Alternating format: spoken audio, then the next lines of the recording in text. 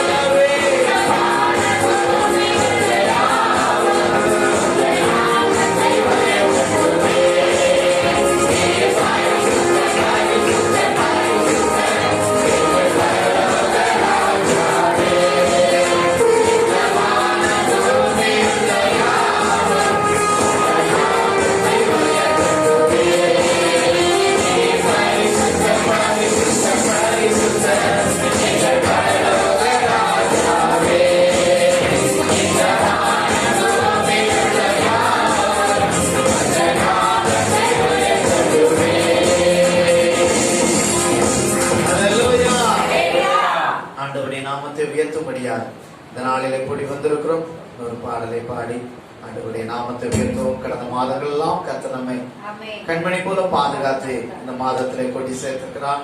கடந்த வருடத்திலிருந்து இந்த புதிய வருடத்துக்கு வந்தோம். இந்த ஒரு மாதமும் ஒரு நாள் போல என்ன செய்து கடந்து போயிட்டு, ஆனால் கர்த்தர் நம்மை பாதுகாத்து வழி நடத்தி தேவைகளை சந்தித்து வந்தார். இந்த மாதத்துல ஆண்டவர் நம்மை நடத்த போகிறார். இன்னொரு பாடலை பாடி இஸ்ரவேலின் துதிகளில் வாசம் செய்யும் எங்கள் தேவன் நீ பரிசுத்தரே என்ற பாடலை பாடி ஆண்டவருடைய நாமத்தை மேம்படுத்துவோம்.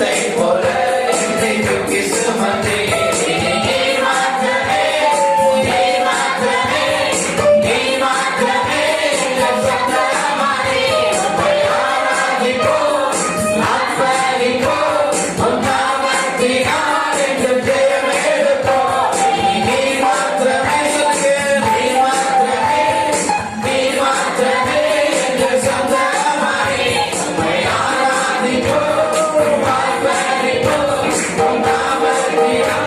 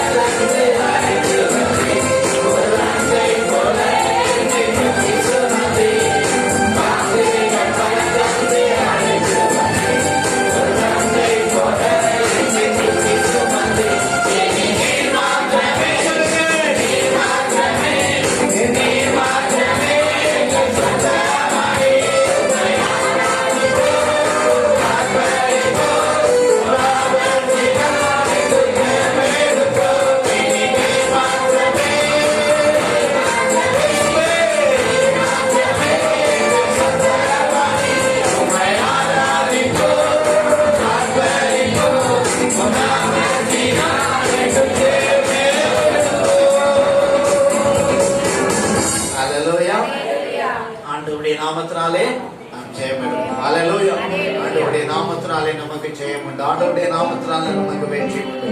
இன்னொரு பாடலை பாடி ஆராதனைக்கு நேராக நாம் கடந்து போவோம். இரண்டாவது சரணங்கள் வரும் பொழுது நாம் யாவரும் எழுந்து நின்று பாடி தேவனுடைய நாமத்தை மேன்மைப்படுத்துவோம். தேவன் நம்மை இந்த நாளிலே ஸ்தோத்திரம் ஆசீர்வதிப்பாராக. யெகோவா நிசியே, எந்தன் ஜெய கொடியே, உமக்கு ஆராதனை. யெகோவா ஈரே தேவைக்கு சங்கீதம் 1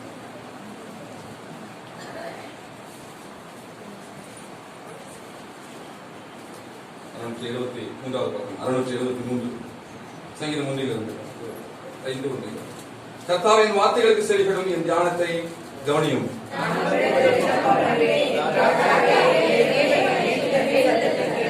கர்த்தாவை காலை வேளையிலே என் சத்தத்தை கேட்டருளுவீர். காலையிலே உமக்கு நேரே வந்து உமது ஆயத்தமாகி காத்திருப்பேன்.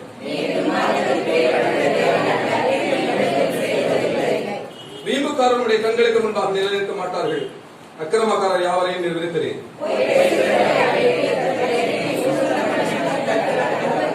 நானும் உமது மிகுந்த கிருபையினாலும் உமது ஆலயத்திற்கு பிரவேசித்து உமது பரிசுத்த சந்நிதிக்கு நேரே பயபக்தியுடன் பணிந்து கொள்வேன்.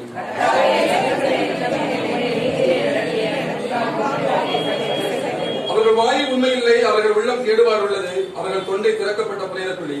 தங்கள் நாவினால் இச்சகம் பேசுகிறார்கள்.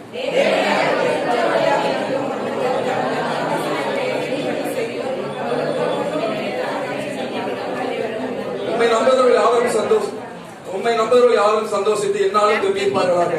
நீர் அவர்களை காப்பாற்றுவீர். உமது நாமத்தை நேசிக்கிறவர்கள் உம்மில் களி கூறுவார்களாக.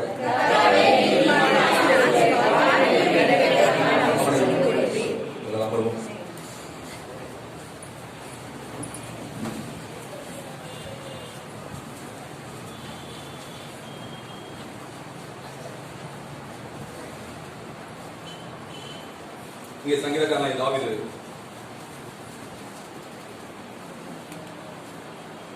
அவன் எப்படிப்பட்ட மனிதர்களெல்லாம் சந்திக்கிறான். அப்படிப்பட்ட மனிதர்களெல்லாம் சந்திச்சுட்டு இப்படிப்பட்ட மனிதர்களெல்லாம் வாழணுமா,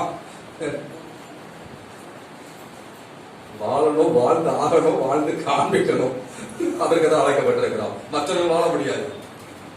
இதெல்லாம் இருக்கிறதுக்கு அவங்க எல்லாம் சொல்லுவாங்க. நான் நிறைய கேள்விப்பட்டிருக்கேன். இந்த பொழப்பெல்லாம் பிழைக்கிறதுக்கு அப்படிப்பாங்க. தேவன் நமக்கு நல்ல பிழைப்பை கொடுத்திருக்கின்றார். நம்ம பிழைக்கணும், அநேகரை பிழைக்க வைக்கணும். இதற்கெல்லாம் அழைக்கப்பட்டிருக்கிறோம். நமக்கு ஒரு நோக்கம் இருக்கிறது. இதெல்லாம் நம்ம வாழ்ந்துட்டு நம்ம நல்லா இருக்கிறோம் இல்ல. அநேகருக்கு கலங்கரை விளக்கமாய், வெளிச்சமாய், உப்பாய், இன்னும் அநேகரை கண்டு நம்மளை பார்த்து என்ன பண்ணணும்? நல்லா வாழணும்னு நினைச்சீங்கன்னா சத்தமா நீங்க பேசணும். எல்லாரும் பார்த்து நம்மளை பார்த்து என்ன செய்யணும்?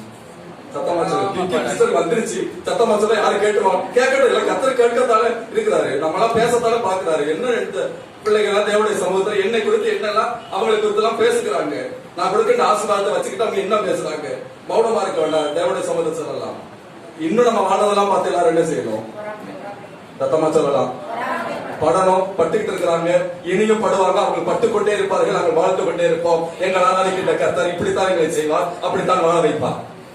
ஏன்னா நாங்கள் அவர் என்ன செய்கின்றோம்? நம்புகிறோம். அதனால சங்கீதக்காரனாகிய தாவீது இங்க சொல்லுகிறான் பாருங்க. உம்மை நம்புகிற யாவரும் என்ன செய்வார்கள்? கம்பீரிப்பார்கள். பாருங்க 11. உம்மை நம்புகிறவர்கள் யாவரும் சந்தோஷித்து என்னாலும் என்ன செய்வார்கள்? நீர் அவர்கள் என்ன செய்கிறீர்? காப்பாற்றுகிறீர். கர்த்தர் நம்புறத மாத்திரம் இல்லையா, இன்னொரு நம்பிக்கை நமக்கு ஒன்று தேவைப்படுகிறது. எப்படியா இருந்தாலும் என்ன செய்வார்? என் தேவனாகிய கர்த்தர் என்ன செய்வாரு? காப்பாற்றுவார். எப்படியா இருந்தாலும் என்னை காப்பாற்றுவார். என் மானத்தை காப்பாற்றுவார். அதான் அர்த்தம். என் மான மரியாதை, பிள்ளைகளுடைய காரியங்கள் அவர் என்ன செய்வாரு? காப்பாற்றிடுவாரு. அவ்வளவு தூரம் அவரை நம்பி இருக்கிற நானு அவரை தூரம் என்ன செய்ய முடியாது?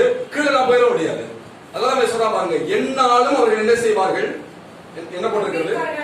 என்ன இருப்பார்கள்? கம்பீரிப்பார்கள். சும்மா எப்படி இருக்கணுமா? கெத்தா இருக்கணும் பாருங்க. அதுதான் அர்த்தம். ஆப்பிள் வேதாமத்தில் அப்படிதான் எழுதப்பட்டிருக்கிறது. 12 நபர் பார்க்கும் பொழுது நம்முடைய பாஷையில, நம்முடைய மதுரை ஸ்லாங்ல சொல்லணும். என்ன சொல்லணுமா? எப்படி இருக்கணும்? கெத்தா இருக்கணும். கெத்தா வாழ்ந்து காமிக்கணும். ஏன்னா நம்முடைய தேவனாகிய கர்த்தர் ரொம்ப கம்பீரமான கர்த்தர் என்று அவரை பற்றி எழுதப்பட்டிருக்கு. அதனால பாருங்க, கம்பீரமா சொல்லணும், சத்தமா பேசலாம். அதான் கம்பீரமான சத்தமா சொல்லலாம். அவர் என்ன செய்வார்? என்ன செய்வாரு? காப்பாற்றுவார். ரொம்ப கெத்தா இருக்கணும் பாருங்க. கிறிஸ்தவராகிய நாமெல்லாம், ஆண்டவர் ஏற்றுக்கொண்டிருக்கிற நாமெல்லாம் கெத்தா இருக்கணும். சும்மா பேக்கு பேதலா இருக்கக்கூடாது பாருங்க. வேதத்தில் எழுதப்பட்டிருக்கு, பேக்கு பேதைகள் நெடுக்கப்பை என்ன செய்யப்படுகிறார்கள், தண்டிக்கப்படுகிறார்கள். நம்ம தண்டிக்கப்படுற ஆள் கிடையாது. வாழணும், அநேகரை வாழ வைக்கணும். இப்படிப்பட்ட ஒரு வாழ்க்கையை நம்ம வாழ்ந்து பார்க்கணும்னு சொல்லி அடுத்தவங்களை நினைக்க வைக்கணும்.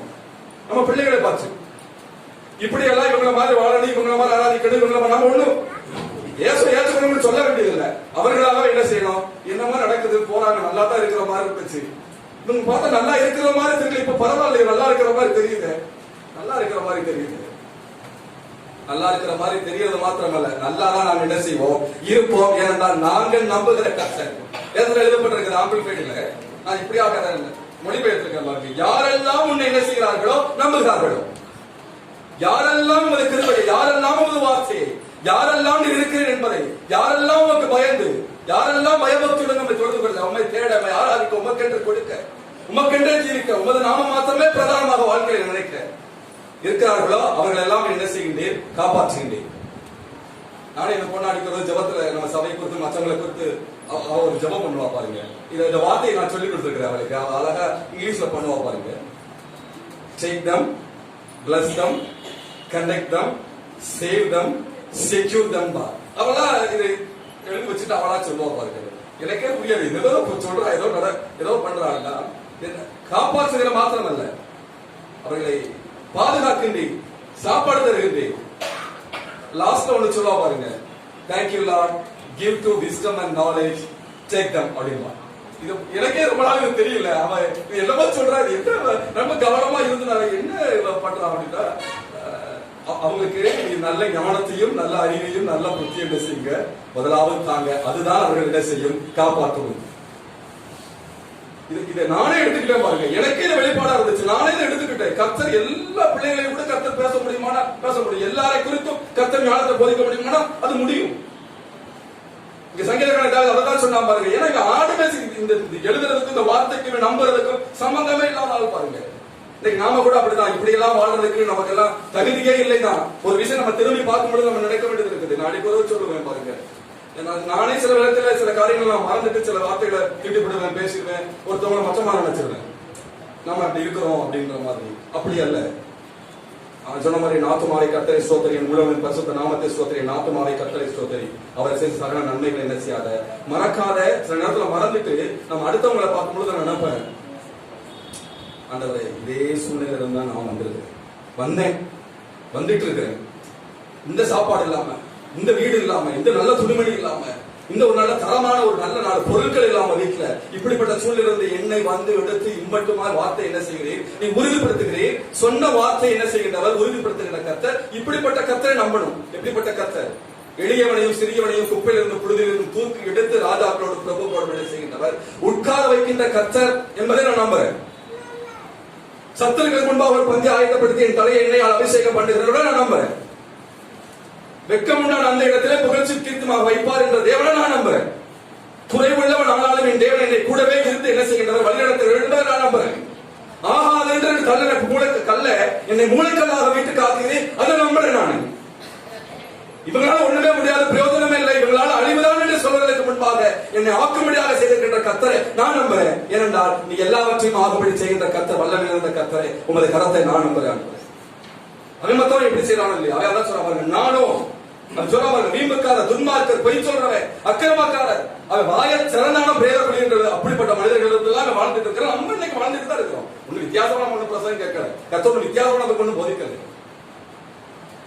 நம்ம உறவுகளே இருப்பாங்க, சொந்த பந்தம், நம்ம ஃப்ரெண்ட்ஸுகளே இருப்பாங்க. அத்தா சாமி வாய செஞ்சுறாங்க, திறந்துறாங்க.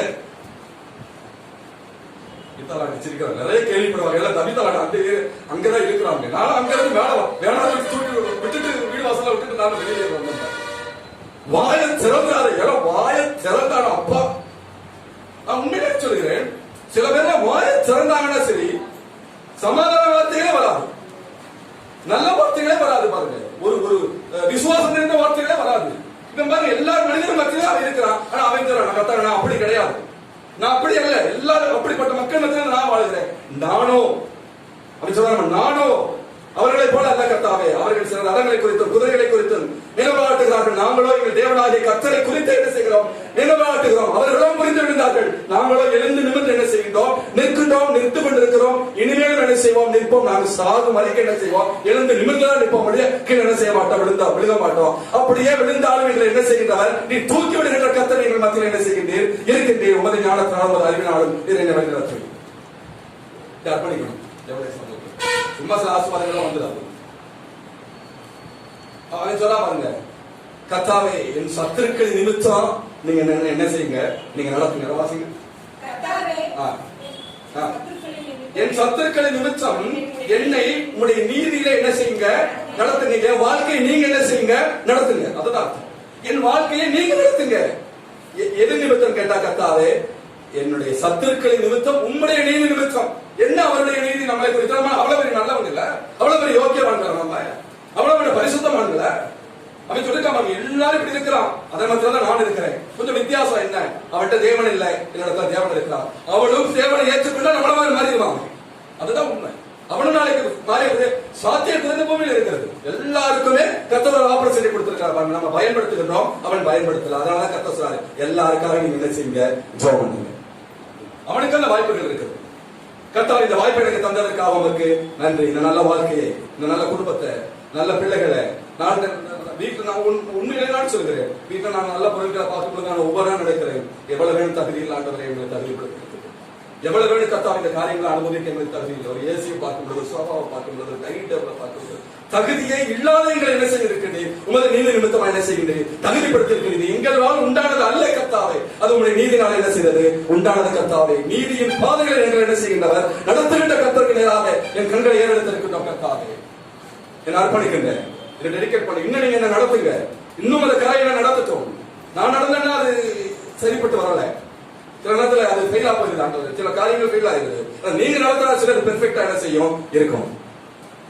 நாம நடத்தினா கூட நாம நினைக்கிற சில காரியங்களை சொல்லி திருத்திடலாம், சில காரியங்களை வச்சு பண்ணிடலாம். இதை நம்ம அப்படி நடத்தா நல்லா இருக்கும், இப்படி செய்யறா நல்லா இருக்கும் நாம நினைக்கிறோம்.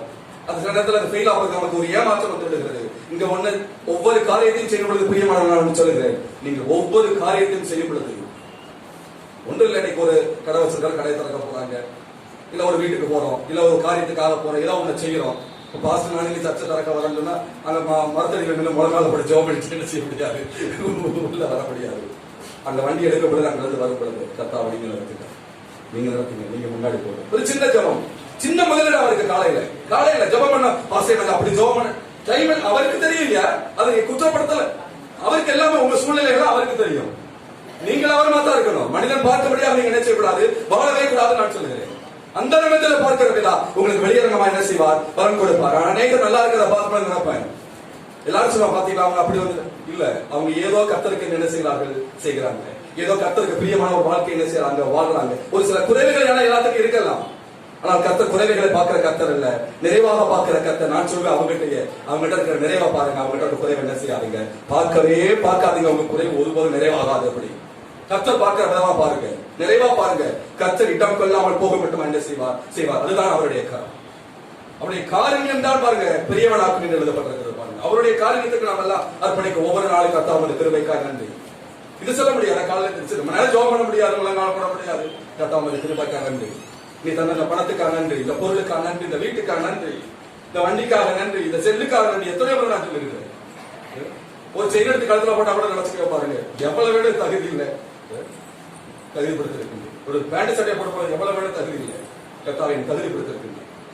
நீர் மாத்திரம் இல்லை என்று சொன்னால் நான் அல்ல கர்த்தாவே, நீர் மாத்திரம் இல்லை என்று சொன்னார். இந்தியாவை பாருங்க, அவருடைய கரத்திலே நாம் விழுந்து கொள்ளும் பொழுது, அவருடைய கரம் நடத்தும் பொழுது நான் சொல்லுகிறேன், எல்லாவற்றும் நேர்த்தியா நடந்து போகும். பிள்ளைகள் அவர் கரத்துல தருங்க, உங்க தொழில் அவர் கரத்துல கொடுங்க, உங்க காரியங்கள் அவர் கரத்துல கொடுங்க, பிள்ளைகள் படிப்பு காரியங்கள் அவர் கரத்துல நீங்க தாங்க. முடியாது, விளங்காது, தொடங்காது, அதை நீங்க பேசிட்டு இருக்காங்க, அதெல்லாம் அவரால் முடியும். அப்படிப்பட்ட கருத்தை நாம வணங்குறோம். அதெல்லாம் பயபக்தி. எதுக்காக ஆலயத்துக்கு வரோம்? ஆராதிக்கிறது, தொழுது, எதையோ அல்லையா போறது, சோத்திரம் இல்லவே இல்லை. வாழ்க்கையை உரையை மாற்றிக்கொள்வதற்கு ஆலயத்துக்கு வர பாருங்க. அந்த வார்த்தைகளை கேட்டு நம்முடைய விசுவாசம் புதுசா இந்த விசுவாச நம்பிக்கையை நம்ம தெரிவிக்க கொள்ள வேண்டியது அவசியமா இருக்குது. அவருடைய கருத்தை இன்னும் அவருடைய பற்றி நம்ம தெரிஞ்சுக்கணும், இன்னும் நான் வாழணும். அதுதான் அதை அவசரமா பாருங்க. என் வாழ்க்கையை என்ன செய்கின்றவர்? நீ நடத்த மாட்டவர். நீ நடத்தினா அது சபையா இருக்கும், நான் நடத்தி போனா அவ்வளவு விரோதம் நல்லா இருக்காது மாதிரி இல்ல. பாருங்க, அவர் நடத்தினால கரெக்டா இருக்குது, அவருடைய ஆலோசனை கேட்டா கரெக்டா இருக்குது, அவருடைய ஒரு புத்தியை கேட்டோம்னா கொஞ்சம் நல்லா இருக்குது, அவருடைய ஒரு சத்தத்தை கேட்டு நடந்தோம்னா அது கொஞ்சம் நல்லா இருக்குது. பாருங்க, அப்ப அவருடைய கரம் ஒருபோதும் நம்ம என்ன செய்கின்றது? தூக்கி விடுகின்ற கரமே ஒழிய நம்ம ஒருபோதும் தள்ளி விடுகின்ற கரம் அல்ல. தேவபால் ஒரு பெரிய பாஸ்டர், நம்ம நண்பர்கள் கூட ஃபாரின்ல, அவங்க நண்பர் ஒரு பெரிய ஷாப்பிங் மால் வச்சிருந்தாங்க, ஓப்பனிங் கொடுத்துருக்காங்க. அந்த பாஸ்டருக்கு பொண்ணுக்கு வந்து சாக்லேட் பிடிக்காத பிள்ளைகளே எங்கேயாச்சும் இருக்குன்னு கேட்டா, இல்ல என் பிள்ளை சாக்லேட்டே சாப்பிட யாராவது கையை தூக்க முடியுமாண்டா முடியாது. வெட்டு சாக்லேட்டை பயங்கரமா சாப்பிட முடியும். அவர் சாக்லேட் தான் உயிர் அந்த பொண்ணுக்கு. அப்படி சாப்பிடுவாங்க. அவரு பாஸ்டா திட்டிகிட்டே இருப்பாங்க, சாக்லேட் சாப்பிட்டு வெயிட் போட போறா, நீங்க பாருங்க ஓவரா சாக்லேட், ரொம்ப காஸ்ட்லியான சாக்லேட், நட்ஸா நிறைஞ்சது, பாலா முந்திரியாவா நிறைஞ்ச சாக்லேட் எல்லாம் சாப்பிடுவாங்க பாருங்க காஸ்ட்லி. அந்த ஓப்பனிங் பாஸ்டால போக முடியல. ஒரு 2-3 நாள் கழிச்சு அங்க ப்ரேயர் பண்ண அந்த பிரதர் சொன்னாங்களா, நீங்க பாப்பா வரும்போது கூட்டிட்டு வாங்க அப்படின்னு சொல்லிட்டு கொஞ்சம் லாங் டிராவல் கொஞ்சம் போனோம். போயிருக்கிறாங்க. போய் ஜெபம் முடிச்சாச்சு. ஜெபம் முடிச்சுட்டு பேசிட்டு வந்துருக்காங்க. அப்ப அந்த ஓனர், அந்த பிரதர் வந்து என்ன சொல்லிருக்காங்கன்னா, அவளை கூப்பிட்டு இங்க பாருங்க ஒரு கபோர்டு பெரிய இதுல திறந்து நீ சாக்லேட் எடுத்துக்கோ அப்படின்னு சொன்னாங்க. நீ எடுக்கவே இல்லை. நீ எடுக்கவே இல்லையா? சாக்லேட் தான் ரொம்ப ரொம்ப பிரியமானவன், ஆனா எடுக்கவே இல்லை. அவர் எல்லாரும் சொல்றாங்க எடுத்துக்கோ பாப்பா எடுத்துக்கோ பாப்பா, எடுக்கவே மாட்டாளா சாக்லேட். அவர் ரொம்ப கெஞ்சி கேட்டிருக்காரு, பிளீஸ் எடுத்துக்கமா, நீ ஏதாச்சும் ஒரு சாக்லேட்னாச்சும் எடுத்துக்கோ, ஏதாச்சும் எடு. எடுக்கவே இல்லை, நின்றுட்டே இருந்திருக்கிறாங்க அவங்க அப்பா பார்த்துட்டு. கோவம் வந்துச்சு பாஸ்டருக்கு. என்ன எல்லாரும் சொல்றாங்க சாக்லேட் திங்காதவனா பரவாயில்ல, எல்லாம் சாப்பிடவாவா, எடுத்துக்கோவா அப்படின்னு சொன்னா கேட்கல. கண்ணை காமிச்சுக்காரு கேட்கல. லேசா கூட ஸ்கில் இருக்காரு, அதுக்கும் கேட்கல. நம்மள பார்த்தா ஒரு அடிக்கிறோம் திருக்கிறோம் போட்டு விழுத்து கட்ட உங்களுக்கு எல்லாம் தெரியாது. காலையில எங்க பாப்பா ஃப்ரெஷ்ஷா வந்து வசனம் சொல்றாங்க, அப்படியே அன்பனால தலையை கொண்டு வந்து நிப்பாட்டு எடுக்கலாம், எடுத்துக்கிட்டு போட்டு வச்சுட்டு ஸ்டிக் எடுத்துக்கிட்டு கத்தர் தான் முக்கியம், ஒரு வார்த்தை தான் முக்கியம். காலையில போகணும், போட்டு எதுக்கு வெளுக்கணுமோ அதுக்கு என்ன செஞ்சிடணும், வெளுத்துறணும். அப்படியே பாஸ்ட் ரொம்ப ஃப்ரெஷ்ஷா கொண்டு வசனம் சொல்ல வைக்கிறாங்க. துவைச்சு எடுத்துதான் என்ன செய்யுது வருது எல்லாமே. துவைக்காமல என்ன செய்யாது, வரவே வராது. பிறம்ப கையில எடுக்காதுன்னா பிள்ளை நம்ம பார்க்க முடியாது. கத்தருக்குள்ள அதுதான் நான் சொல்ல வேண்டிய பார்க்க முடியாது. அவர் போட்டு கிட்டாரா கேட்க மாட்டேங்கிறது. பின்னாடி புதுல குத்து குத்தாரா அப்ப வந்து கேட்க மாட்டேங்க, எடுக்கவே மாட்டேங்குது. எல்லாரும் பாக்குறாங்க, நீங்க உதவியே பண்ண மாட்டாரு. அப்பா அப்பா சொல்றல, எத்தனை முறை நம்ம ஷாப்பிங் போகும்போது நீ ஏன் சாப்பிட்டு எடுத்துக்க, டாடி வர்றாங்க பே பண்ணுவாங்கன்னு சொல்லிட்டு போயிருக்கேன். எத்தனை முறை நான் 1000 ரூபாய் பே பண்ணிருக்கேன். இன்னும் நீ பண்ணிட்டு இருக்க, எனக்கு உன் மேலே பார்த்தா எனக்கு ரொம்ப கோவம் வர மாதிரி இருக்குன்னு சொல்லி சரி அவரே சொன்னாரு, விட்டுருங்க, நீங்க என்ன அவர் ஒன்றும் சொல்ல வேண்டாம், அவளை விட்டுருங்க நீங்க அப்படின்னு சொல்லிட்டு கொஞ்ச நேரம் பேசிட்டு இருந்துட்டு அவங்க அப்பாவே பார்த்துட்டு இருக்காங்க. அவங்க அந்த பிரதரையும் பாக்குறாங்க. பார்த்துட்டு இருக்கும் பொழுது பாருங்க இங்க அப்ப அந்த ஓனர் சொன்னாங்களா, பாஸ்டர் நீங்க நாச்சும் ஒரு சாக்லேட் எடுத்து அவர்கிட்ட என்ன செய்யுங்க கொடுங்க அப்படின்னு சொல்லிட்டு இவர் ஒரு சாக்லேட் எடுத்து கொடுத்து எடுத்துருக்காரு. அந்த ஓனர் சொன்னாங்க, என்ன பாஸ்டர் ஒரு சாக்லேட் இருக்குங்க, நீங்க நல்லா அள்ளி என்ன செய்யுங்க, கையில நிறைய அள்ளி கொடுங்க அவளுக்கு அப்படின்னு சொல்லவும் இவர் பாஸ்டர் எடுத்துருக்கு. அப்படியே கை நிறைய, அவர் பெரிய கை நிறைய அள்ளி அவர்கிட்ட கொடுக்கவும் வாங்கிக்கிட்டாங்க. இவருக்கு கோவம், பாஸ்டருக்கு அதிகமான கோவம், சொல்லும்போது எடுக்காம சொல்லிட்டு எல்லாம் ஆத்மாவை கத்திரை சோத்திரை எல்லாம் போட்டு கார்ல ஏறி வந்துட்டாங்க வீட்டுக்கு. வீட்டு பக்கத்துல வந்துட்டு இருக்கும்போது கொஞ்சம் காரை ஸ்லோ பண்ணிட்டு, பாப்பா உன் மேல எனக்கு டாடிக்கு ரொம்ப கோவமா இருக்கு. இவன் சிரிச்சுக்கிட்டே இருக்கா, சாக்லேட் சாப்பிட்டுட்டே வரலாம், எடுத்து ஒரு சாக்லேட் சாப்பிட்டு இருக்கா, சிரிச்சுக்கிட்டே இருக்கா, எனக்கு ரொம்ப கோவம். அப்பவும் சிரிச்சுக்கிட்டே இருந்திருக்கோம். எனக்கு ரொம்ப டென்ஷன் ஆகுது, இன்னைக்கு என்ன பண்ணிட்டேன், எல்லாரும் கூட அசிங்கப்படுத்துற மாதிரி வச்சுட்டேன், என் பேச்ச கேட்கணும்னு சொல்லிட்டு காரை நிப்பாட்டிட்டு போய் அந்த சைடு செம் எடுத்து உடச்சிட்டு வந்து கிளம்பி காரை விட்டு முதல்ல காரை அப்போ ஸ்டாப் டாடி அப்படின்னாரா, ஏன்னா ஸ்டாப் அப்படின்ட்டாரா, நீங்க ஒன்னும் அதெல்லாம் பற்றி பேச வந்தாங்க. அப்ப இவருக்கு சிரிப்பு வந்துட்டாங்க. இப்படி செய்யும் போது அடிக்க வர அவர் சிரிச்சுக்கிட்டே இருக்கிறாங்க. அவரு பாச சிரிச்சிட்டாரா, உங்களுக்கு ஒண்ணு தெரிய மாட்டாடி, என்ன சொல்லு இப்ப எனக்கு நீ பிரசங்கம் பண்றியாடி அப்படின்னு ஒரு கேட்டாரா. ஆமா அப்படின்னா அந்த அங்கிள் எனக்கு சொன்னாங்க, நான் பாஸ்டருடைய பொண்ணு, நான் ரொம்ப கௌரவமா என்ன செஞ்சிருப்பேன், ஏதாச்சும் ஒரு சாக்லேட் தான் என்ன செய்திருப்பேன், நான் எடுத்திருப்பேன். எனக்கு தெரியும் எப்படியாவது எனக்கு சாக்லேட் வரும், நான் அங்கிளையும் நம்பினேன், நான் உங்களையும் நம்பினேன். நீங்க எடுத்தீங்கன்னா உங்களை சொல்லுவாருன்னு எனக்கு தெரியும். நான் எடுத்தா ஒண்ணு எடுப்பேன், நீங்க கொடுத்தா எப்படி எடுப்பீங்க, நீங்க எப்படி எடுத்தீங்க ஐயா அப்படின்னு கேட்டாங்க. அவர் பாஸ்டுக்கு ஒண்ணுமே புரியலையா, என்ன சொல்ற கேட்டா, நீங்க எடுத்தீங்கன்னா நிறைய எடுப்பீங்கன்னு எனக்கு தெரியும், நிறைய எடுக்க சொல்லுவாருன்னு எனக்கு தெரியும். அதனாலதான் நான் பேசாம நினைச்சிட்டு நின்றுகிட்டு அவருக்கு ஒண்ணுமே புரியல. அவன் என்ன இவ்வளவு டேலண்டா இருக்கால, எது எப்படி ரொம்ப பழைக்க தெரிஞ்சவளா தான் இருக்கிறா போல இருக்குது, ரொம்ப விவரமானவளா தான் என்ன செய்யறா இருக்கிறா. நான் எடுத்தா என்ன செய்வேன், உன்னை எடுக்க சொல்ல என் பிள்ளைங்க என்ன செய்ய இடத்துக்கு போனா ஒன்னதான் எடுப்பேன். எனக்கு தெரியும் உங்களை எடுக்க சொல்லுவாரு, ஒன்னு எடுத்தா அவர் ஒண்ணு பத்தாது நிறைய எடுத்து கொடுன்னு சொல்லுவாருன்னு உங்களை பத்தி எனக்கு தெரியும். உங்களுக்கு கை பெரிய கை நீங்க கொடுத்தீங்கன்னா அது பெருசாதான் எனக்கு என்ன செய்யும் இருக்கும்னு சொன்னார். நம்மளோட ஆராதிக்கின்ற கத்தலும் அப்படிதான். மனிதன் கொடுத்தா கொஞ்சமா தான் என்ன செய்வான், கொடுப்பான். ஆனா தேவனை நம்பி நாம் செய்யும் பொழுது பாருங்க, அவர் கொடுத்தா நாம் அமைக்கு குலுக்கி நன்றா சரித்து இடம் கொள்ளாமல் போக மட்டுமான காரியங்களை என்ன செய்வார் கொடுப்ப. நாம் இன்னைக்கு ஒன்னு எதிர்பார்த்துக்கிட்டு இருக்கிறோம். கத்தர் ஆயிரம் ஆயிரம் ஆயிரமான காரியங்களை நம்ம கொடுத்து என்ன செய்வார். இதை நாம ஆராதிக்கின்ற கத்தர். நம்ம விவரமான ஆட்களா இருக்கணும். கத்தர் கொடுக்கணும்னு காத்திருக்கணும். கத்தருக்காக அவருடைய கரத்தை பிடிச்சுக்கணும் பாருங்க. அவர் கொடுத்தாருன்னு சொன்னா அது எனக்கு மகிமையாக என்ன செய்யும் இருக்கும், இடம் கொள்ளாமல் போக மட்டுமாதான் என்ன செய்யும் இருக்கும். இதுதான் ஒரே நம்பிக்கை தான். ஒரே நம்பிக்கை, ஒரே விசுவாசம், ஒரே ஜெபம், ஒரே தேவன். அவர் நேற்று மீண்டும் என்ன செய்யாதவர், மாறாத கர்த்தர். அப்படிப்பட்ட கர்த்தர் தான் பாருங்க. அதை கொண்டு சொன்னா பாருங்க, நான் எடுத்த ஒண்ணு எங்க அப்பா கொடுத்தா என்ன செய்வாரு, அதிகமா எனக்கு என்ன செய்வார் கொடுப்பார். அதுதான் வார்த்தை என்ன செய்யப்பட்ட கர்த்தர், உறுதிப்படுத்துகிற கர்த்தர். அப்படிப்பட்ட கர்த்தர் தான் என்ன செய்யணும், நம்பணும். நம்பி இருக்கிறோம், இனி அவரை தான் என்ன செய்யணும், நம்பி இருக்கணும். பிள்ளைகளுக்கு நம்பிக்கை தான் என்ன செய்யணும், சொல்லி கொடுக்கணும் பாருங்க. நான் இல்லாட்டாலும் பரவாயில்ல, இந்த தொழிலை இல்லாட்டாலும் பரவாயில்ல, 7 வனாந்தரத்தின் வழியும் அவாந்தர வழியிலே ஆறுகளையும் என்ன செய்கிறவர் உண்டு பண்ணுகிற கர்த்தர். அப்படிப்பட்ட கர்த்தர் நான் செய்கின்றேன், ஆராதிக்கின்றேன். அவரை பற்றி எழுதப்படுகிற கடல் கண்டு விலகிச்சு, யோர்தான் பின்னிட்டு என்ன செய்தது, திரும்பினது என்று எழுதப்பட்டிருக்க பாருங்க. அப்படி வல்லமை இருந்த கர்த்தர். திரும்பாத வராதது எதுவுமே கிடையாது, உண்டாவது எதுவுமே கிடையாது பாருங்க. எல்லாம் ஆகும், அவரால் ஆகும் பாருங்க. அப்படிப்பட்ட கர்த்தர். அப்ப அப்படிப்பட்ட கர்த்தரை வச்சுட்டு நம்ம இதாகாது அதாகாது அது வழங்காது இது தொடங்காது இதெல்லாம் நிப்பாட்டு. கொஞ்சம் நிப்பாட்டு. கொஞ்சம் விசுவாசம் நிறைந்த வார்த்தைகள், கொஞ்சம் விசுவாசம் நிறைந்த, கொஞ்சம் நம்பிக்கை நிறைந்த காரியங்களை நாம் என்ன செய்யணும். பேச ஆரம்பிக்கும் போது பாத்தீங்கன்னா பிள்ளைகள் பார்க்குது. இந்த பிள்ளைகளுடைய வளர்ச்சிக்கு அது என்னது பயன்படா இருக்கணும். பிள்ளைகள் சொல்லும் பொழுது கூட அதுக்கு சொல்லிக் கொடுக்கணும். ஏன்னா நம்மளுடைய சந்ததி 2ஆம் வயது வரைக்கும் இந்த பூமியில பழத்திருக்கணும், வாழ்ந்திருக்கணும் என்பதை மனதில் எப்பவுமே பெருமையா வச்சுக்கணும். நானே சில பேருக்கு முட்டாள்தான் வாழ்ந்துருக்கிற பாஸ்டரா இருக்கும். நிறைய விஷயங்கள் பிள்ளைகளை வச்சுக்கிட்டு ஏதாச்சும் பேசி பிள்ளைகளை வச்சு அதிகமாக சொல்லிக் கொடுக்குறேன். கத்துக்காண்டாரு நீ இல்ல, நீ செத்ததுக்கு அப்புறம் அந்த பிள்ளைகளுடைய துதி என்ன செய்யணும் சொல்லி வரணும். அப்படிதான் நான் வாக்குத்தம் கொடுத்திருக்கிறேன். உன் பிள்ளைகளின் துதி என்ன செய்வார்கள் சந்ததி சொல்லி வருவார்கள்.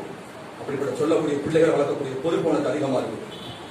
அதனால இந்த பொறுப்பை கருத்துல கொண்டு பெற்றோர்களும் சரி, நானும் சரி, எல்லாரும் சரி, நம்ம கருத்தால் நம்புகிற தேவனை முற்றுமுடிய கடைசி வரைக்கும் என்ன செய்வோம், நம்புவோம். இந்த தேவன் எந்தெந்த வரைக்கும் சதா காலம் நம்முடைய தேவன்.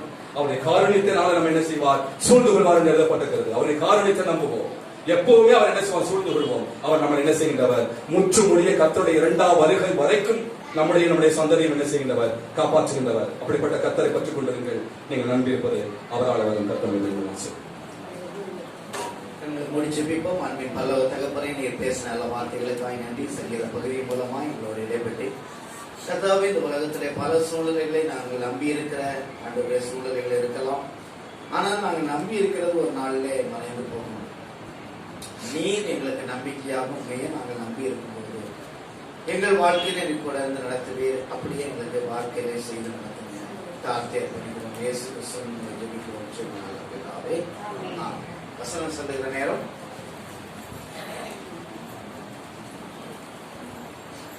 ஞானத்தை சம்பாதி, புத்தியும் சம்பாதி, என் வார்த்தைகளை விட்டு விலகாமல் மறவாமலும் இரு.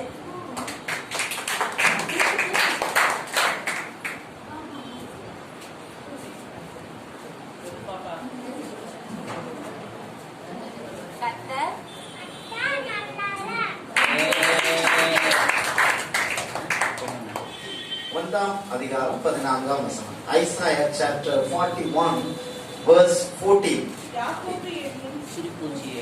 யாக்கோபின் சிறுபூச்சியே, இஸ்ரவேலின் சிறுகூட்டமே, நீ பயப்படாதே,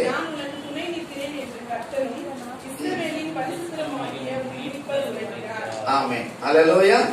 இன்றைக்கு ஆண்டவர் நமக்கு கொடுத்த இந்த மாதத்திற்கு கொடுத்த வாக்குத்தத்தம், பயப்படாதே, நான் உன்னுடனே கூட இருக்கிறேன். பக்கத்துல உள்ளவங்க பார்த்து சொல்லுங்க, எதை கொடுத்தும் பயப்படாதீங்க. கையை பிடிங்க, கையை பிடிக்காமலே சொல்லுங்க. சரியா? கொரோனா காலமா இருக்கு, அதனால பயப்படாதீங்க, கர்த்தர் உங்க கூட இருக்கிறார். திரும்ப சத்தமா சொல்லுங்க. பயப்படாதீங்க, கர்த்தர் கூட இருக்கிறார். இப்ப எல்லாம் பார்த்து சொல்லுங்க, பயப்படாதீங்க, கர்த்தர் நம்ம கூட இருக்கிறார். ஹல்லேலூயா. கர்த்தர் நம்மோடு கூட இருக்கிறார். அப்போ பயப்படாதே, fear not, பயப்படாதே அப்படின்னு ஆண்டவர் நமக்கு இந்த மாதத்திலே வாக்குத்தத்தம் சொல்லுகிறார். அப்ப இந்த மாதத்துல நமக்கு ஏதோ பயம் வருமோ அப்படின்னு சொல்லி நம்ம நினைக்கலாம். சரியா? அப்ப இந்த fear not அப்படிங்கிற வார்த்தை நீங்க ஆங்கிலத்துல fear not அப்படின்னு எத்தனை முறை பைபிள்ல இந்த வார்த்தை வந்திருக்கு அப்படின்னு சொல்லி பார்த்தோம்னா எத்தனை முறை வருது? 360 எத்தனை? 5 4 6 5 365. அப்போ ஒரு வருடத்துக்கு எத்தனை நாட்கள்? 365 நாட்கள். இப்ப ஆண்டவர் 365 முறை வேதத்துல எழுதப்பட்டிருக்கு பயப்படாதேன்னு சொல்லி. அப்ப ஏன் 365 முறை எழுதியிருக்கு? 64 முறையும் எழுதல, 66 முறையும் எழுதல, 365. அப்போ வருடத்தின் கடை எல்லா நாட்களிலும் ஏதோ ஒரு விதத்திலே நாம் பயப்படுகிறோம். சரியா? அப்ப எவ்வளவு பெரிய தைரியசாலியாக இருந்தாலும் சரி, ஒரு பயம் நினைச்சேதான் வரும், வரதான் சரி. எவ்வளவு பெரிய தைரியசாலி, எவ்வளவு படித்தவங்களா இருந்தாலும், எவ்வளவு பெரிய ரவுடியா இருந்தாலும் சரி, சில நேரத்துல பெரிய ரவுடிகள் எல்லாம் பார்க்கும்போது வெளியே தைரியசாலி மாதிரி என்ன செய்வாங்க? காட்டி விடுவாங்க. ஆனா உள்ளத்துல எப்படி இருக்கும்? ஒரு பயம் இருந்துட்டு தான். அப்போ எல்லாருக்கும் பயம் உண்டு, எல்லாருக்கும் பயம் உண்டு. சிலருக்கு சின்ன சின்ன காரியத்துல பயம் வரும். ஒரு கரப்பாம்பூச்சியை பார்த்த உடனே என்ன வந்துடும்? ஒரு பயம் வரும். ஒரு பல்லியை பார்த்தா பயம் வரும். ஆனா சிலருக்கு மண்புழுவை பார்த்தா பயம் வரும். அப்படியெல்லாம் பயம். ஆனா சிலர் பெரிய எதையும் என்ன செய்ய மாட்டாங்க? பயப்படவே மாட்டாங்க. எதை பார்த்தாலும் பயப்பட மாட்டாங்க. கடந்த வாரத்துல ஒரு வீட்டுக்குள்ள போயிருந்தா, அந்த வீடு ரொம்ப நாள் பூட்டி கிடந்த வீடு. உள்ள போனேன், ஒரு பாம்பு அப்படியே படுத்திருக்கு. செத்து போச்சு போலுங்க அப்படின்னு சொல்லி கிட்ட போய் தட்டி பார்க்க, கதவெல்லாம் தட்டுறேன். அது என்ன செய்யல? அசையவே இல்லை, எந்திக்கவே இல்லை. ஆக செத்த பாம்பு, பரவாயில்ல, நம்ம எடுத்து போட்டோம்னு ஒரு கம்பு எடுத்து, நீளமான கம்பு எடுத்து கிட்ட போறேன். அது என்ன செய்யுது? ஆடுது, உயிரோடு இருக்கு. அப்போ என்ன செய்யறது? சரி, நம்ம ஒத்தையில இருக்கோம், திடீர்னு கடிச்சுன்னா என்னமோ ஆயிடும் அப்படின்னு சொல்லி வெளியே 2-3 பசங்களெல்லாம் கூட்டிட்டு வந்து, நான் தான் அடிப்பேன், நீங்க கிட்ட நின்றுக்கணும்னு சொல்லி கம்மான்னு அடிச்சு என்ன செய்யறேன்? அதை கொண்டு வெளியே கொண்டு போட்டேன். அப்போ பாம்பை பார்த்தா எல்லாத்துக்கும் என்ன ஒரு பயம் வருது, எல்லாத்துக்கும் ஒரு பயம் இருக்குது. ஆனா எப்படிப்பட்ட பயமா இருந்தாலும் சரி, ஒவ்வொரு நாளிலும் ஆண்டவர் ஒரு வார்த்தையை தருகிறார், நீ பயப்படாதே, நான் உன்னோட கூட இருக்கிறேன். ஹல்லேலூயா. எனவே ஆண்டவர் கொடுக்கிற வாக்குத்தத்தமான வார்த்தைகள், ஆண்டவருடைய வார்த்தைகள் நமக்கு பெரிய பூஸ்டாக, பெரிய பலனாக, பெரிய தைரியமாக இருக்கிறது. அப்போ ஆண்டவர் நான் உன்னை பயப்படாதேன்னு மட்டும் சொல்லல, நான் உன்னோடு கூட இருக்கிறேன் என்று ஆண்டவர் சொல்றார். ஹல்லேலூயா. அதுதான் ஒரு ஸ்பெஷல். அப்போ உண்மையாகவே பயம் எல்லாருக்கும் வருது. ஆனா அந்த பயப்படாதுங்கிற வார்த்தையும் நமக்கு வருது. ஆனா அதோடு முடியல, நான் உன்னோடு கூட கர்த்தர் இருக்கிறேன்னு சொல்றேன். அப்ப நான் கர்த்தர் நம்மோடு கூட இருக்கிறா, கர்த்தர் நம்மோடு கூட. அப்ப எப்பவும் கர்த்தர் நம்ம கூட இருப்பாரா? எப்படி இருக்க முடியும்? சரியா? அப்ப அந்த ஆங்கிலத்துல சொல்லும் போது அதை இவ்வாறாக சொல்கிறேன், fear not, I am only who helps you. Hallelujah. I am only who helps you. அப்ப நான் மட்டும் உனக்கு என்ன செய்வேன்? துணை செய்வேன், உதவி செய்வேன், உனக்கு பாதுகாப்பா இருப்பேன். ஹல்லேலூயா. அப்போ ஆண்டவர் மட்டும்தான் நமக்கு என்னது? பாதுகாப்பு இந்த உலகத்துல. ஹல்லேலூயா.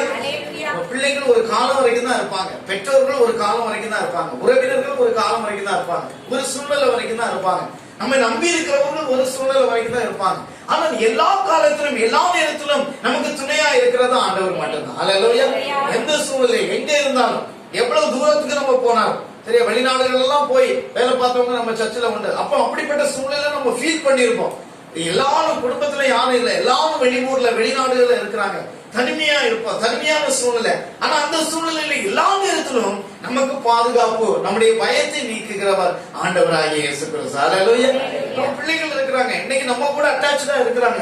ஒரு காலத்துல படித்தவங்க என்ன செய்யறாங்க? படிப்பு நிமித்தம் வெளியூர் போலாம், வேலை நிமித்தம் வெளியூர் போலாம், வேலை நிமித்தம் வெளிநாடு போகலாம். அது மட்டுமல்ல, திருமணம் அவங்க திருமணமாய் வேற ஒரு இடங்களுக்கு போயிருக்கலாம். ஆனால் எல்லா நிலைமைகளிலும் நம்மை விட்டு மாறாதவர், நமக்கு துணையாய் பாதுகாப்பாய் இருக்கிறவர் ஆண்டவராகிய இயேசு கிறிஸ்து. ஹல்லேலூயா. எனவே ஆண்டவரை நம்ம உறுதியாய் பற்றி கொள்ள வேண்டும். ஹல்லேலூயா. அப்ப நம்ம கூட இருப்பான்னு சொல்லி வாக்குத்தத்தம் சொல்லி இருக்கு. அப்ப அவர் நம்ம கூட இருக்கணும்னா நாம் அவரோடு கூட இருக்க வேண்டும். ஹல்லேலூயா. அவருடைய வார்த்தையை பற்றி கொள்ள வேண்டும், அவரை நாம் சார்ந்திருக்க வேண்டும், ஜெபத்தில் அவரை பிடித்துக் கொள்ள வேண்டும், வேத வாசிப்புல அவரை பிடித்துக் கொள்ள வேண்டும். வேத வசனத்தை தியானிப்பதிலே, அதன்படி வாழ்வதிலே, அந்த வசனத்தை உறுதியாய் பற்றி கொண்டு இருக்கும் பொழுது அவர் நம்மோடு கூட இருக்கிறவரா இருக்கிறார். அல்லேலூயா.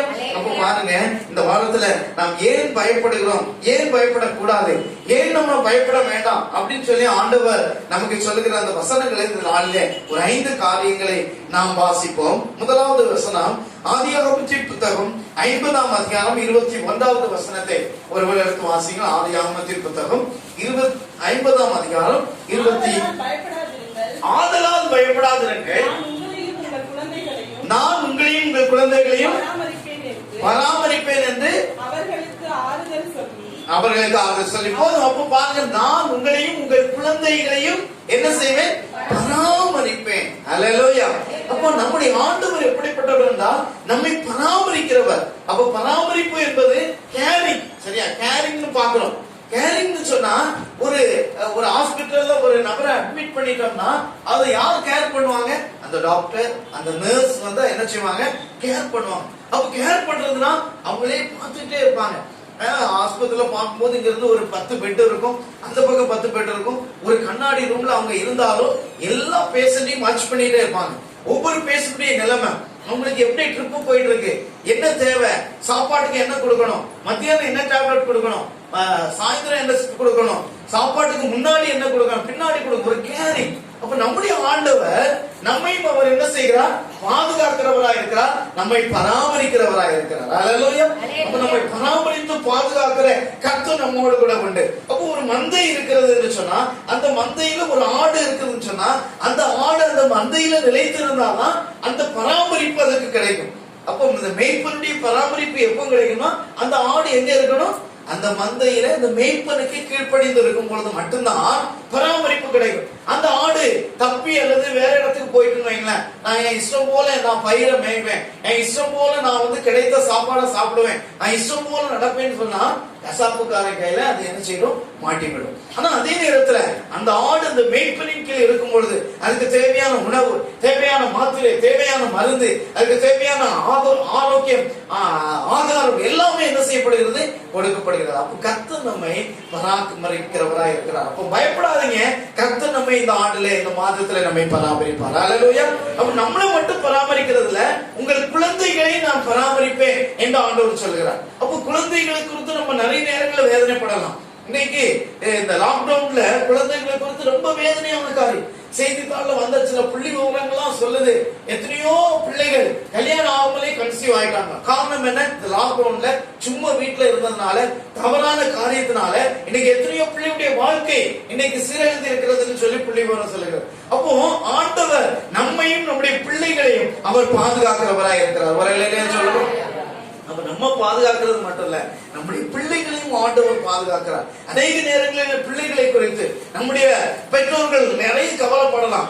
எப்படி இந்த பிள்ளைகளை ஆண்டவர் நடத்த போறோம், நான் எப்படி நடத்த போறேன், இவருடைய தேவை என்ன, இவருடைய எதிர்காலம் என்ன, இவங்க எப்படிப்பட்ட சூழ்நிலையில் வாழ போறார்கள், என்ன ஆலோசனை உங்களுக்கு நம்ம கொடுக்க போகிறோம். அப்ப இந்த மாதத்துல ஆண்டவர் சொல்லுகிறார், பயப்படாதீங்க, உங்களையும் உங்கள் பிள்ளைகளையும் நான் பாதுகாப்பேன் என்று சொல்லி. அல்லேலூயா. நான் பாதுகாக்கிறது மட்டுமல்ல, உங்களை நான் பராமரிப்பேன் என்ற ஆண்டவர் நமக்கு வாக்குத்தத்தம் சொல்லுகிறார். அப்ப சில நேரத்துல நம்ம அப்படிப்பட்ட சூழ்நிலை தான் இருக்கிறோம். ஒரு இங்கிலாந்து தேசத்துல ஒரு தாயார், அவங்க என்ன செய்யறாங்க, ஒரு விதவை, அவங்க ஒரே ஒரு மகன், ஆனா அந்த மகன் வந்து போலியோ அட்டாக்னால நடக்க முடியாத சூழ்நிலை, வீட்டுல வச்சுதான் பராமரித்து கொண்டு இருந்தாங்க. ஆனா ஒழுங்கா ஆலயத்துக்கு போகக்கூடியவர்கள், ஒரு விசுவாசமான தாய், நல்ல ஜெபிக்கிற ஒரு தாய், அப்படியே மகனை வைத்து பராமரித்துக் கொண்டு இருந்தாங்க. வேறவர்களுக்கு எந்த ஆதரவும் இல்லாத இருந்தது. ஆனா அவங்களுக்கு ஒரு தைரியம், எப்பவும் ஆண்டவர் என் பிள்ளைகளை பாதுகாப்பார், வழி நடத்துவார் அப்படின்னு சொல்லி. ஆனா அதே நேரத்துல சில நேரத்துல ஒரு பயம் வருமா, ஒருவேளை நம்ம செத்து போயிட்டோம்னா நம்முடைய மகனை யார் பாதுகாப்பா, எப்படி யார் பாதுகாக்க முடியும் அப்படிங்கிற ஒரு பயமும் வருமா. ஆனா கர்த்தர் அவர்களுக்கு சொன்ன வார்த்தை, நீ பயப்படாத, நான் உன்னையும் உன் பிள்ளைகளையும் பாதுகாப்பேன், பராமரிப்பேன் என்கிற வாக்குத்தத்தம் அவங்களுக்கு நல்ல ஒரு பலனா இருந்ததாம். திடீர்னு ஒரு நாள் அவங்களுக்கு என்ன செய்யணும், ஒரு வியாதி வந்து அவங்களும் படுக்கையில ஆயிட்டாங்க, முடியாத சூழ்நிலை, அப்படிப்பட்ட நிலைமையில இருந்தாங்களா. அப்போ அந்த சபையில் உள்ள சில வாலிபர்கள் தான் அந்த குடும்பத்தை பராமரித்துக் கொண்டாங்களா. சில நாள்ல அந்த தாயாரும் மரித்து போனாங்க. அப்ப பாருங்க, அந்த ஒரே ஒரு மகன், அவன் போலியோ அட்டாக்கான அந்த குடும்பத்துல அப்படிப்பட்ட நிலைமையில இருந்தாங்க. தாயார் எல்லாம் சபையெல்லாம் அடக்கம் எல்லாம் போயிட்டு பண்ணி முடிச்சுட்டு போயிட்டாங்க. அப்ப அந்த வீட்டுக்கு அடுத்த வீட்டுல ஒரு நபர் இருந்தாங்க. அந்த நபர் இந்த தம்பி என்ன பண்றாங்கன்னு போய் பார்ப்போம்னு சொல்லி தாயார் மறித்து 2 நாள் கழிச்சு அவரை போய் பார்க்கும்போது அந்த நபரிடத்துல பக்கத்து வீட்டு நபர்கிட்ட அந்த பையன், பாருங்க ஐயா, நான் வந்து ஒரு ஸ்டாம்ப் எல்லாம் கலெக்ட் பண்ணி வச்சிருக்கிறேன். அப்ப எனக்கு எங்க அம்மாவுக்கு வர லெட்டர்ஸ்ல நிறைய வரும், அந்த லெட்டர்ஸ்ல உள்ள ஸ்டாம்ப் எல்லாம் நான் எடுத்து வச்சிருக்கேன் பாருங்க அப்படின்னு சொல்லி ஸ்டாம்ப் நிறைய எடுத்து வச்சிருக்கேன் அதை காட்டினாலும். காட்டினது மட்டும் இல்ல, இந்த லெட்டர்ஸ் எல்லாம் பாருங்க அப்படின்னு சொல்லி கொஞ்சம் லெட்டர்ஸையும் கொடுத்தாங்க. அப்போ இவரு என்னடா இது நிறைய லெட்டர் வந்திருக்கு எங்க அம்மாவுக்கு, அது உடைச்சி பார்க்காம இருக்கு அப்படின்னு சொல்லி சில லெட்டர் ஓபன் பண்ணி பார்க்கும்போது அதுல வந்து சிலர் இவங்களுக்கு உதவி செய்யும்படியா அனுப்புன நிறைய செக்குகள் அதுல இருந்துச்சா. வேலையிலே சொல்லும், நிறைய பணங்கள் அவங்க அனுப்பி இருக்கிறாங்க. ஆனா இந்த பையன் என்ன செய்தானா, அம்மா வந்து நமக்கு அந்த ஸ்டாம்பை தரமாட்டாங்க அப்படின்னு சொல்லி அம்மாட்ட காட்டாமலே அந்த லெட்டர் வலிச்சு வச்சிருக்கான். அப்ப பாருங்க, அந்த தொகையெல்லாம் எடுத்து பார்க்கும் பொழுது இவர் எல்லாத்தையும் இந்த செக்கெல்லாம் கலெக்ஷன் பண்ணி பெரிய ஒரு அமௌண்ட் இருந்தது. அந்த அமௌண்ட்டை கொண்டு கொடுத்து இந்த பையனை பராமரிக்கிறதுக்கு ஒரு நல்ல ஒரு பராமரிப்பு சென்டர்ல கொண்டு விட்டாங்க. ஹல்லேலூயா. தாயாருடைய கண்ணீர் ஒரு நாளிலே அங்கே கேட்கப்பட்டது. கர்த்தர் அந்த மகனை பராமரித்து நடத்துவதற்காக தேவைகளை கர்த்தர் சந்தித்தார். ஹல்லேலூயா. நம்முடைய வாழ்க்கையில அப்படிதான், பிள்ளைகளை கொடுத்து நம்ம நிறைய கவலைப்படலாம். ஆண்டவர் எப்படி என்னை பராமரிப்பார், என்னுடைய பிள்ளைகளை எப்படி பராமரிப்பார், என்னுடைய பிள்ளையை எப்படி நடத்துவார் என்று சொல்லி. ஆனால் நம்முடைய ஆண்டவர் இன்னைக்கு சொல்லுகிறார், பயப்படாதே, நான் உன்னுடனே கூட இருக்கிறேன். ஹல்லேலூயா. நம்மோடு கூட இருக்கிற ஆண்டவர் நம்முடைய பிள்ளைகளோடும் கூட அவர் என்ன செய்கிறார், இருக்கிறவராய் இருக்கிறார். 2வது காரியத்தை வாசிப்போம். யாத்ராகமத்தின் புத்தகம் 14ஆம் அதிகாரம் 13வது வசனம். யாத்ராகமம் 14:13 எடுத்து வாசிங்க. ஜனங்களை நோக்கி பயப்படாதீர்கள், நீங்கள் நின்று கொண்டு இன்றைக்கு கர்த்தர் உங்களுக்கு செய்யும் ரட்சிப்பை பாருங்கள். நீங்கள் நின்று கொண்டு கர்த்தர் உங்களுக்கு செய்யும் ரட்சிப்பை பாருங்கள். இன்றைக்கு நீங்கள் காண்கிற எகிப்தியரை நீ என்றைக்கும் காண மாட்டீர்கள். இன்றைக்கு நீங்கள் காண்கிற எகிப்தியரை நீ என்றைக்கும் காண மாட்டீர்கள். ஹல்லேலூயா. பயப்படாதீங்க அப்படின்னு சொல்லி இஸ்ரவேல் ஜனங்களை பார்த்து மோசே சொல்கிறார், இன்றைக்கு காண எகிப்தியரை நீங்க இன்றைக்கும் காண மாட்டீர்கள். ஹல்லேலூயா. அப்ப பாருங்க, எகிப்து என்று சொல்லும் பொழுது எகிப்து என்றால் அடிமைத்தனம், எகிப்து என்றால் பாவத்தின் காரியம், எகிப்து என்றால் வேதனை, எகிப்து என்றால் துன்பம், எகிப்து என்றால் போராட்டம். ஏன்னா இஸ்ரவேல் ஜனங்கள் எல்லாருமே எகிப்துக்கு போராட்ட அடிமைகளாக போனார்கள். அங்கு போய் எகிப்தியர்கள் அவங்களை அடிமைப்படுத்தி வச்சிருந்தாங்க. பல நாட்கள் அடிமைகளா இருந்தாங்க. பல வேதனைகளை அவர்கள் அனுபவித்தார்கள். பல சூழ்நிலைகள் அவை எகிப்தினாலே இப்படிப்பட்ட காரியங்கள் தான். ஆனா இவைகள் எல்லாம் இன்றைக்கு காண்கிற இந்த எகிப்தியரை இனி நீங்கள் என்றைக்கும் காண மாட்டீர்கள். ஹல்லேலூயா. ஹல்லேலூயா. அப்ப இந்த மாதத்துல நமக்கு வருகிற அல்லது இனி நம்ம கண்ட அந்த எகிப்தின் அனுபவங்கள், வேதனைகள், கண்ணீர்கள் இனி நாம் என்றைக்கும் காண மாட்டோம். நமக்கு எழும்பலாய் எகிப்தின் எல்லா அடிமைத்தனங்களையும் கர்த்தர் முறியடித்து நம்மை ஆசீர்வதிப்பார். ஹல்லேலூயா. அப்ப நீங்க பயப்படாதீங்க. இஸ்ரவேல் ஜனங்களை ஆண்டவர் உண்மையாகவே பாதுகாத்தார். கிட்டத்தட்ட 15 லட்சத்துக்கும் அதிகமான ஜனங்கள். ஆனால் அவர்கள் எல்லாரையும் கர்த்தர் பாதுகாத்தார். இன்றைக்கும் இந்த உலகத்தில் உள்ள எல்லாரையும் கர்த்தர் பாதுகாத்து போஷித்து வழி நடத்துகிறவராய் இருக்கிறார். ஏனென்று சொன்னால் வானத்து பறவைகளை கவனித்து பாருங்கள், அவைகள் விதைப்பதும் இல்லை, அறுப்பதும் இல்லை, ஆனாலும் அவைகளுக்கு கர்த்தர் போஷிக்கிறார் என்று சொன்னார். இந்த உலகத்தில் எத்தனையோ கோடிக்கணக்கான பறவைகள் இருக்கிறது. அவைகளுக்கு எல்லாத்துக்கும் ஆண்டவர் ஆகாரம் கொடுக்கிறார். அவைகள் எதுவும் வீடு கட்டுறது இல்ல, அவைகள் நிறைய என்ன செய்வதில்லை, உழைக்கிறது இல்ல, சேர்த்து வைக்கிறது இல்ல, அதுக்கு ஏடிஎம் கார்டு கிடையாது, பேங்க் அக்கௌண்ட் கிடையாது. ஆனாலும் நாளைக்கு என்ன செய்வோம்னு அதுக்கு தெரியாது. அப்படிதானே அந்த பறவைகளுக்கு பாருங்க, நாளைக்கு நமக்கு என்ன சாப்பாடு, நமக்கு ஒரு இது இருக்கு, ஒரு சின்ன நம்பிக்கை இருக்கு, ஒரு வீடு இருக்கு, ஒரு பாதுகாப்பு இருக்கு, ஒரு சம்பளம் இருக்கு, ஒரு வருமானம் இருக்கு, ஒரு தேவை இருக்குது, அப்படின்னு நமக்கு தெரியும். ஆனால் அவைகளுக்கு ஒன்றுமே தெரியாது. அவைகளையுமே கர்த்தர் போஷிக்கிறார் என்றால் நம்மை அதிகமாய் போஷிப்பார். ஹல்லேலூயா. அப்ப இஸ்ரவேல் ஜனங்களை பாதுகாத்த கர்த்தர் அப்ப இன்று காணும் எகிப்தியனை நீ இனி காண்பதில்லை. ஹல்லேலூயா. அவர்கள் எப்படி முடியெடுத்தார்கள், ஆண்டவரை நோக்கி விண்ணப்பம் பண்ணினார்கள், தங்கள் பலிகளை ஆண்டவருக்கு நேராக செலுத்தினார்கள். செலுத்தின போது கர்த்தர் எகிப்தில் எல்லா காரியங்களையும் முறியடிக்க பண்ணினார். நம்முடைய வாழ்க்கையிலும் நமக்கு இவைகள ஜெயம் எடுக்க வேண்டுமானால், எகிப்தின் காரியங்களே ஜெயம் எடுக்க வேண்டுமானால் இந்த மாதத்துல அதிகமா நம்முடைய ஜெப வாழ்க்கை அதிகமாகட்டும், ஜெப நேரம் அதிகமாகட்டும், வேத வாசிப்பு அதிகமாகட்டும். எப்பவும் வலியுறுத்தது அதுதான், எப்பவும் வலியுறுத்தது ஆண்டவரோடு உள்ள உறவு, ஆண்டவரோடு உள்ள கம்யூனிகேஷன், ஆண்டவரோடு உள்ள ஆண்டவருடைய குரலை கேட்கிற அந்த அனுபவங்கள் நம்முடைய வாழ்க்கையில பெருகட்டும். ஹல்லேலூயா. வேத வசனத்தை வாசித்து தியானித்து நமக்கு எவ்வளவோ நேரங்கள் எதற்கெல்லாமோ நம்ம செலவு பண்ணுகிறோம். எவ்வளவோ நேரங்கள் யோசனை பண்ணி பார்க்க ஒரு வாரத்துல எவ்வளவோ நேரங்கள் இருக்கிறது. எத்தனையோ மணி நேரங்கள் எதற்கோ செலவு பண்ணணும். சில தேவையற்ற காரியங்களுக்காக மணிக்கூர் கணக்குல நம்ம விடிய விடிய முழிச்சிருக்கிறோம். ஆனா கர்த்தருடைய காரியத்துல, கர்த்தருடைய வேதத்தை வாசிப்பதிலே, ஜெபிப்பதிலே, அவருடைய பாதத்திலே அமர்வதும் போது நம் எதிராய் வருகிற எல்லா எகிப்தின் அனுபவங்களை கர்த்தர் முறியடித்து நம்முடைய பயங்களை நம்மை விட்டு மாற்றுவார். ஹல்லேலூயா. மூன்றாவது ஒரு காரியம் இங்க சொல்லப்பட்டிருக்கிறது. யோவான் 14ஆம் அதிகாரம் 27வது வசனத்தை வாசிங்க. சமாதானத்தை உங்களுக்கு வைத்து போகிறேன். சமாதானத்தை உங்களுக்கு வைத்து போகிறேன். என்னுடைய சமாதானத்தையே உங்களுக்கு கொடுக்கிறேன். என்னுடைய சமாதானத்தை உங்களுக்கு கொடுக்கிறேன். உலகம் கொடுத்த பிரகாரம் நான் உங்களுக்கு கொடுக்கிறதில்லை. உலகம் கொடுக்கிற பிரகாரம் நான் உங்களுக்கு கொடுப்பதில்லை. உங்கள் இருதயம் கலங்காமலும் பயப்படாமலும் இருக்கிறது. உங்கள் இருதயம் என்ன செய்யாம கலங்காமலும் பயப்படாமலும். ஹல்லேலூயா. அப்ப முதல்ல பயம் வந்து நம்ம எங்கதான் வரும்? இருதயத்துல ஒரு கலக்கம், ஒரு பயம். சரியா? எல்லாருக்கும் தான் சில ஒரு சூழ்நிலையை பார்க்கும்போது, ஒரு காரியத்தை பார்க்கும் பொழுது ஐயோ நமக்கு ஒரு இருதயத்துல ஒரு கலக்கம், ஒரு பயம் வரும். ஆனா ஆண்டவர் என்ன செய்கிறார்? அந்த பயம் வரலாம். ஆனா உலக மக்களுக்கும் நமக்கும் உள்ள வித்தியாசம் தான். எல்லா மக்களும் பயம் வருது, ஆனா அந்த பயத்திலே மரித்து போகிறாங்க. ஆனா நம்ம அப்படி இல்ல, நமக்கு ஆண்டவர் பலனை தருகிறார். ஹல்லேலூயா.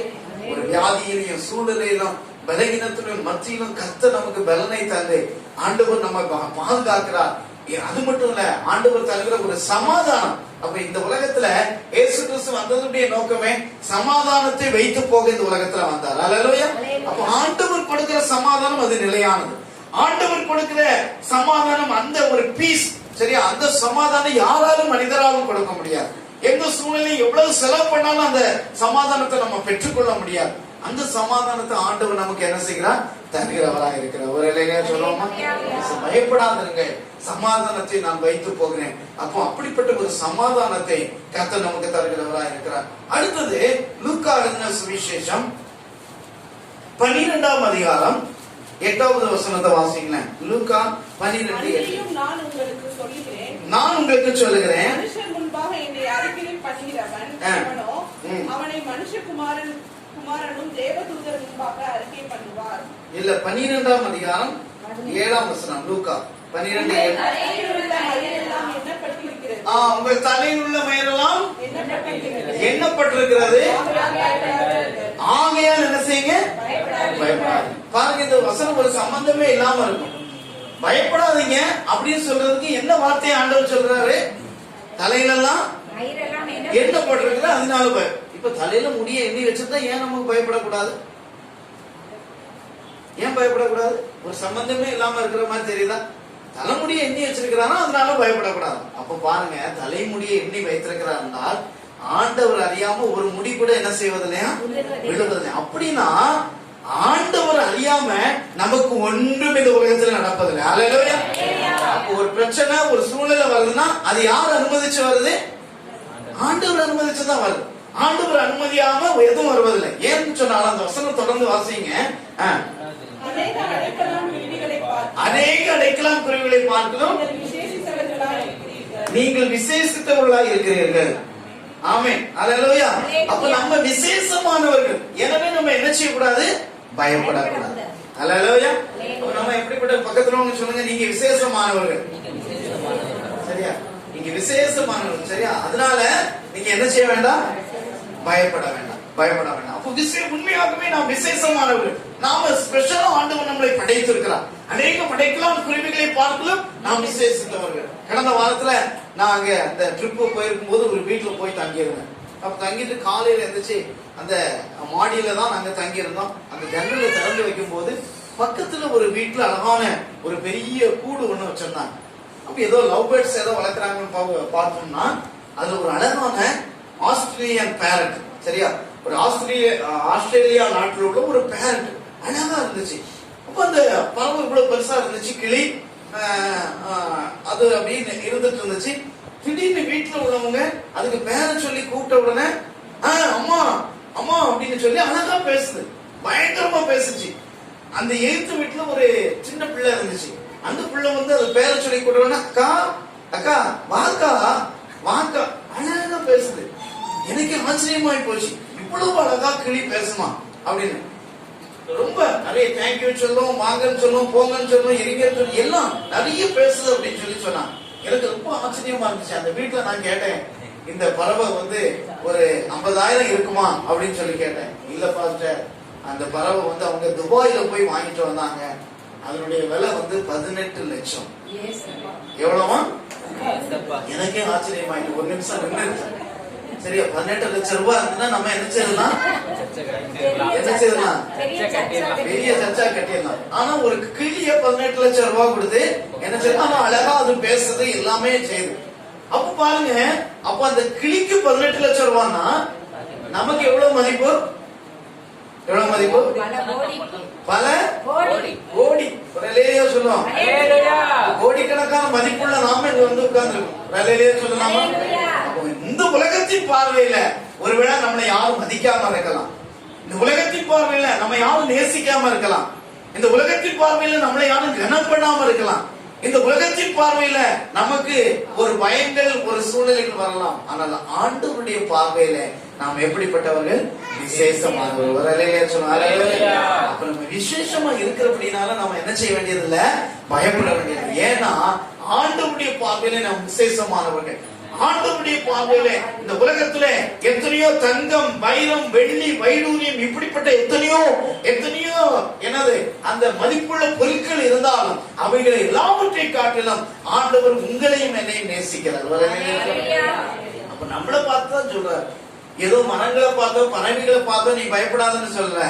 ஆண்டவர் நம்மளை பார்த்துதான் சொல்றாரு, நீங்க பயப்படாதீங்க, நான் உங்களோட கூட இருக்கிறேன். அப்ப பயப்படாது என்று சொல்கிற ஆண்டவர் உண்மையாகவே நம்முடைய பயங்களை போக்கவும் நம்ம கூட இருந்து நம்மை வழிநடத்தவும் அவர் போதுமானவராய் இருக்கிறார் என்பதை நாம் எப்பொழுதும் நாம் என்ன செய்ய வேண்டும்? அறிந்து கொள்ள வேண்டும். நம்முடைய கடன் பிரச்சனை, நம்முடைய சூழ்நிலை, நம்முடைய வேலைகள், நம்முடைய காரியங்கள் எல்லாவற்றிலும் அவர் நமக்கு பயங்களை மாற்றி நம்மை ஆசீர்வதிக்க அவர் போதுமானவராய் இருக்கிறார். வெளிப்படுத்தின விசேஷம் 2ஆம் அதிகாரம் 10ஆம் வசனத்தை வாசிங்க. வெளிப்படுத்தின விசேஷம் 2ஆம் அதிகாரம் 10ஆம் வசனம். வெளிப்படுத்தின விசேஷம் படப்போகிற பாடுகளை குறித்து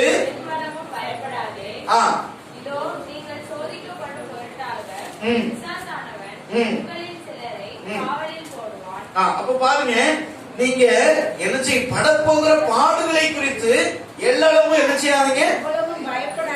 பயப்படாது. அல்லேலூயா. அப்ப நமக்கு பாடுகள் வரும், ஆனா நம்ம என்ன செய்யக்கூடாது? பயப்படக்கூடாது. ஆண்டவர் சொல்லுகிறார், பாடுகள் வரும், நம்ம பாடுகள் உண்டு, இந்த உலகத்துல உபத்திரவங்கள் உண்டு, ஆனாலும் நீங்கள் என்ன செய்யுங்கள்? திடன் கொள்ளுங்கள், நான் உலகத்தை ஜெயித்தேன். அப்ப நமக்கு பாடுகள், இந்த உலகத்துல பாடுகள் இல்லாதவங்க யாருமே கிடையாது. எவ்வளவு பெரிய கோடீஸ்வரராக இருந்தாலும் சரியா, ஆப்பிள், இதெல்லாம் கம்ப்யூட்டர் இதெல்லாம் கண்டுபிடிச்ச ஸ்டீவ் வாக், அவ்வளவு பணம், அவ்வளவு செல்வங்கள் இருந்தாலும் அவருக்குள்ள துன்பத்தை, அவருடைய வேதனைய இன்னொருத்தர் என்ன செய்ய முடியல? பகிர்ந்து கொள்ள முடியல. அவருடைய வேதனை யார்தான் அனுபவிக்கணும்? அவர் தான் அனுபவிக்கணும். கோடீஸ்வரர், அவருக்கு எத்தனையோ வேலைக்காரர்கள்.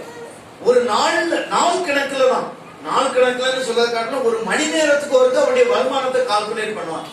சரியா, நம்முடைய வருமானம் மாச கணக்குல உள்ளதை கால்குலேட் பண்ணாலும் என்ன ஆகுது?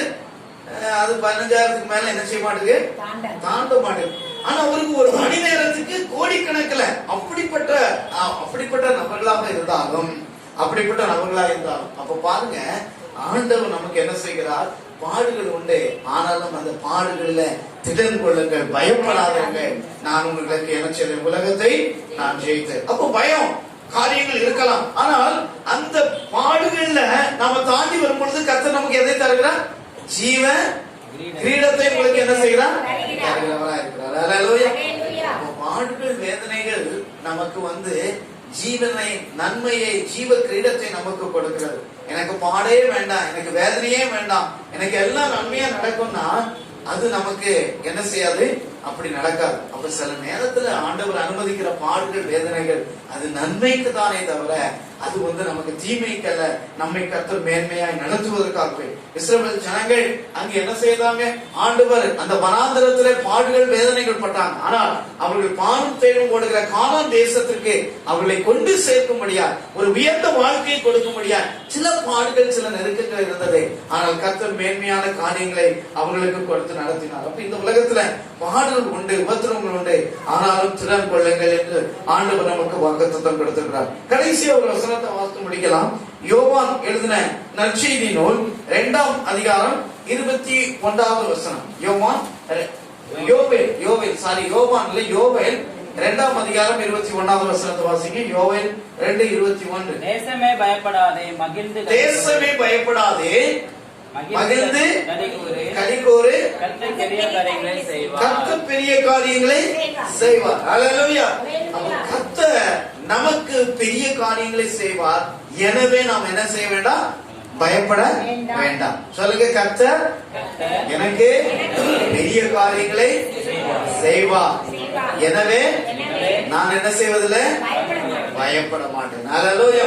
அப்ப கர்த்தர் நம்முடைய வாழ்க்கையில பெரிய காரியங்களை செய்வார். அப்ப நம்ம சொற்பமான சின்ன ஒரு நம்முடைய சக்திக்கு தேக்க ஒரு சூழ்நிலையில நம்ம எண்ணிக்கொண்டு இருக்கலாம். சக்திக்கு தக்க ஒரு காரியத்தை நாம என்ன செய்து கொண்டு இருக்கலாம், எண்ணிக்கொண்டிருக்கலாம். ஆனால் ஆண்டவர் என்ன செய்கிறார்? தேசமே பயப்படாதே, மகிழ்ந்து கலிகூரு, கர்த்தர் பெரிய காரியங்களை உனக்கு இந்த மாதத்துல இந்த இடத்துல நம்முடைய வாழ்க்கையில அவர் செய்து நம்மை ஆசீர்வதிக்க போதுமானவராக இருக்கிறார். ஹல்லேலூயா. தேசமே பயப்படாதே, மகிழ்ந்து கலிகூரு, கர்த்தர் பெரிய காரியங்களை என்னுடைய வாழ்க்கையில செய்வார். ஹல்லேலூயா. அப்ப நம்முடைய வாழ்க்கையில எதையாவது குறித்து நாம பயந்து கொண்டு நடுங்கிக் கொண்டு இந்த காரியத்துல நான் என்ன செய்ய போகிறேன் என்று சொல்லி நீங்க என்ன செய்து கொண்டு இருக்கலாம், பயந்து கொண்டு இருக்கலாம். ஆனால் இந்த மாதத்துல ஆண்டவர் நமக்கு சொல்கிற வார்த்தை, நீ பயப்படாதே, நான் உன்னோடு கூட இருக்கிறேன். ஹல்லேலூயா. அப்ப தேவன் நம்மோடு கூட இருக்கிறார். அவருடைய பாதுகாப்பு நமக்கு உண்டு. அப்ப அவர் நம்மோடு கூட இருக்க வேண்டுமானால் நாம் அவரோடு கூட என்ன செய்ய வேண்டும்? இருக்க வேண்டும். அவரோடு கூட இணைப்புல, ஜெபத்துல, வேத வாசிப்புல அவரோடு கூட இணைந்து இருக்கும் பொழுது கர்த்தர் இந்த மாதத்துல நம்முடைய பயங்களை எல்லாம் நீக்கி நம்முடைய தேவைகளை சந்தித்து இந்த மாதத்தின் இறுதிக்குள்ளாக ஆண்டவர் ஒரு பெரிய அற்புதத்தை நம்முடைய வாழ்க்கையில செய்ய போகிறார். ஹல்லேலூயா. எல்லாரும் எழுந்து நிற்போம். ஹல்லேலூயா. ஆண்டவருடைய சமூகத்திலே நாம் கண்களை மூடி நாம் ஜெபிப்போம். ஹல்லேலூயா. பயப்பட